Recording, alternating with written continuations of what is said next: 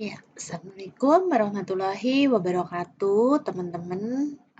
Alhamdulillah kita sekarang berjumpa dalam mata kuliah komunikasi bisnis ya, khususnya dalam kesempatan ini kita akan membahas tentang yang namanya komunikasi kepegawaian. Nah, dari bahasanya saja kita sudah bisa menebak bahwa ini adalah komunikasi di lingkungan pekerjaan ya, dalam hubungannya sebagai pegawai. Nah, ternyata di komunikasi kepegawaian itu kita akan mengenal yang namanya direct request gitu ya. Nah, apa sih direct request itu gitu ya? Nah, sebentar nih ya. Nah, kita contoh direct request. Nah, direct request itu kita bahasakan sebagai permintaan secara langsung gitu ya, tapi dia diharapkan bisa menghindari kesalahpahaman dan perlu kita buat sedemikian rupa sehingga semuanya jelas dan tidak menimbulkan beberapa pertanyaan lagi yang akan membuat pengerjaannya semakin lama gitu. Jadi direct request diharapkan semuanya mencakup beberapa hal tadi. Nah, di sini kita melihat ada strategi untuk penulisan permintaan rutin maupun pesan-pesan positif, yaitu dengan menggunakan pendekatan langsung. Nah, pendekatan langsung atau direct request memiliki beberapa keunggulan dan kelemahan. Keunggulannya ketika kita komunikasi secara langsung seperti ini, misalkan saya membimbing mahasiswa secara offline, secara langsung komunikasinya. Nah, otomatis pemahamannya lebih komprehensif ya, karena di sini terjadi pertanyaan terbuka gitu ya, misalkan tidak paham bisa langsung tanya dan saya juga langsung bisa merespon gitu ya. Dan di situ juga lebih menghemat waktu ya, karena kita langsung ketika ada tanggapan langsung ditanggapi seperti itu. Bedanya ketika kita misalkan komunikasi tidak secara langsung gitu ya, misalkan by WA atau mungkin by email. Nah, itu kan membutuhkan waktu untuk membuka dulu, memahami isinya ini seperti apa. Nah, baru kita jawab kemudian gitu ya. Nah, kalau kelemahannya di sini biasanya karena sudah menjadi faktor kebiasaan, biasanya agak kurang konsentrasinya, terus ketika itu sudah menjadi sesuatu hal yang biasa, biasanya kita akan kesulitan untuk mengubah pola pikirnya, gitu ya. Nah, untuk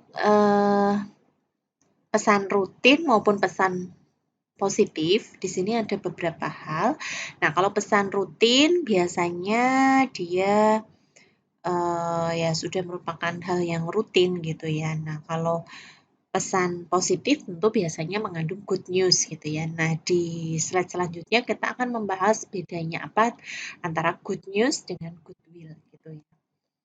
Nah, sebenarnya keduanya baik antara rutin message maupun positive message ini sama-sama berorientasi ke depan gitu ya. Tapi ketika kita bicara pesan rutin ya seperti hal biasa rutin gitu dia ada penjelasan rinci, sedangkan pesan positif biasanya ya dia mengandung hal-hal positif gitu ya. Intinya memuat tentang good news atau berita-berita yang baik.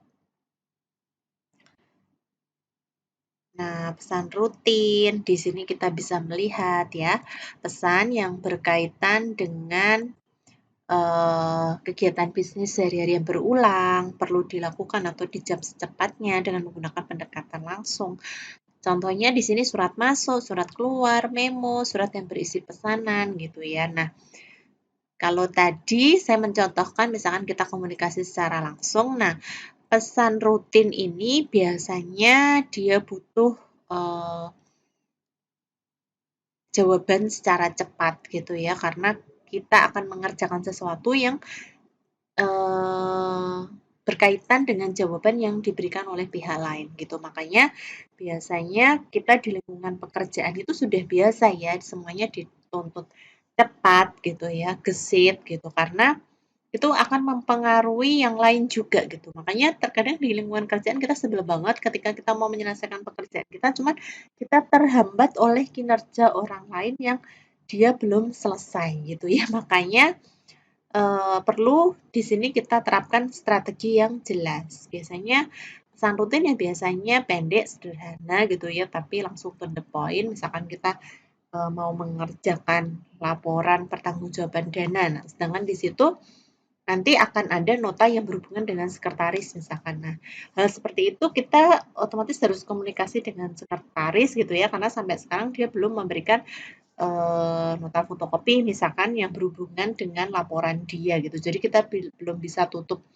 buku gitu ya, tutup laporan untuk misalkan kita sebagai bendahara gitu. Nah, otomatis kita berhubungan dengan sekretaris tersebut, jadi kita harus komunikasi dengan sekretaris tersebut dengan pesan rutin yang umumnya tadi pendek, sederhana, tetapi to the point gitu ya. Karena ketika pesan rutin ini kita sampaikan, nah kita butuh memiliki strategi yang jelas gitu ya. Kita sampaikan permasalahannya apa, kenapa kita butuh nota itu gitu ya. Kalau bagian yang berkaitan belum paham gitu ya, misalkan si sekretarisnya belum paham, ngapain sih kok buru-buru saya? Nah, bisa disampaikan karena kita sebagai bendahara belum bisa tutup buku gitu ya.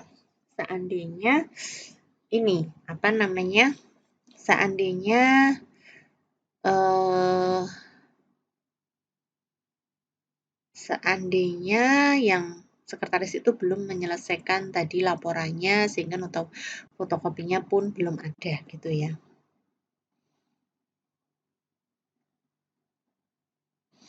Nah, dalam penyampaian pesan rutin gitu ya, dimulai dengan pernyataan ide pokok, penjelasan yang lebih rinci, pernyataan yang dapat menarik perhatian pembaca gitu ya. Lalu kemukaan pernyataan yang ramah, apresiasi, penghargaan, tindakan khusus yang kita inginkan gitu ya. Di sini ada beberapa hal yang perlu kita perhatikan gitu ya. Nah, tetap kita harus ada pernyataan ramah dan apabila kita sudah dipenuhi apa-apa yang kita minta juga kita berikan apresiasi gitu ya. Nah, di sini kita membedakan perbedaan antara good news dengan goodwill gitu ya. Good news itu adalah menginformasikan tentang informasi yang bagus, apakah kenaikan jabatan, kenaikan eh, jabatan gitu ya, kenaikan gaji atau ada THR. Nah, kalau goodwill itu seperti surat ucapan selamat, surat ucapan penghargaan dan lain sebagainya.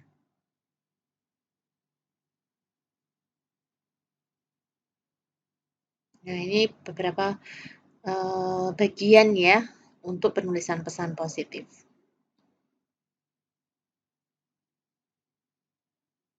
Tadi, nah itu tadi sedikit penjelasan tentang komunikasi kepegawaian.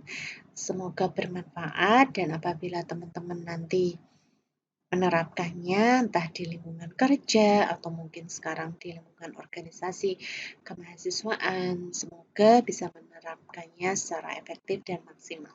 Sekian, terima kasih atas perhatiannya. Saya akhiri. Jangan lupa mengisi absensi ya. Sampai jumpa di pertemuan selanjutnya dan bahasan selanjutnya. Wassalamualaikum warahmatullahi wabarakatuh.